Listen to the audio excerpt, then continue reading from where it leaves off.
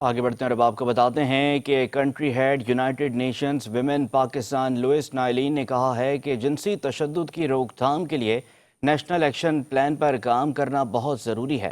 اس حوالے سے دیکھتے ہیں عروج رضوی کی یہ رپورٹ۔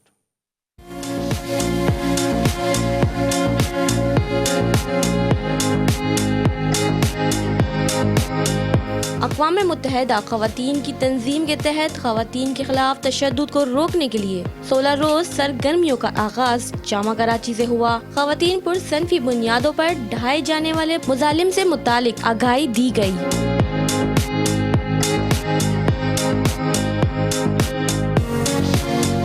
روزانہ کی بنیاد پر خواتین پر تشدد کے تقریباً کئی کیسز رپورٹ ہوتے ہیں۔ طلباءات نے بھی تقریب میں شرکت کی اور خوب سراہا۔ بیسکلی آج کا جو پروگرام ہے یہ یونائٹڈ نیشنز UN ویمن کی 16 ڈیز آف ایکٹیویزم کی کیمپین ہے۔ اس کا مقصد یہ تھا کہ یہ لوگ اپنا جو ہے پروگرام سٹارٹ کرنا چاہتے ہیں یونیورسٹی آف کراچی سے، تاکہ جو ہمارا یوتھ ہے وہ زیادہ سے زیادہ انگیج ہو سکے یونائٹڈ نیشنز کے ساتھ۔ This is the 16 days of activism, starting the first event in Karachi, together with Karachi universities and with a lot of, more than 200 students being here. میری نظر میں یہ سیمینارز ہونے چاہیے اور اس طرح کے بہت زیادہ اویئرنیس سیشن ہونی چاہیے، تاکہ جو وومن ہیں ان کو پتہ ہونا چاہیے کہ ان کی رائٹس کیا ہیں اور وائلنس سے وہ کیسے بچ سکتی ہیں۔ ڈفرینٹ ڈپارٹمنٹس ہیں، وہاں پہ جا کے وہ جو اپنے لیے آواز اٹھا سکتی ہیں۔ اس طرح کے پروگرام سے جو ہم اویئرنیس حاصل کر رہے ہیں وہ ہم آگے جا کر دیں گے تو ہی لوگوں میں اویئرنیس آئے گی۔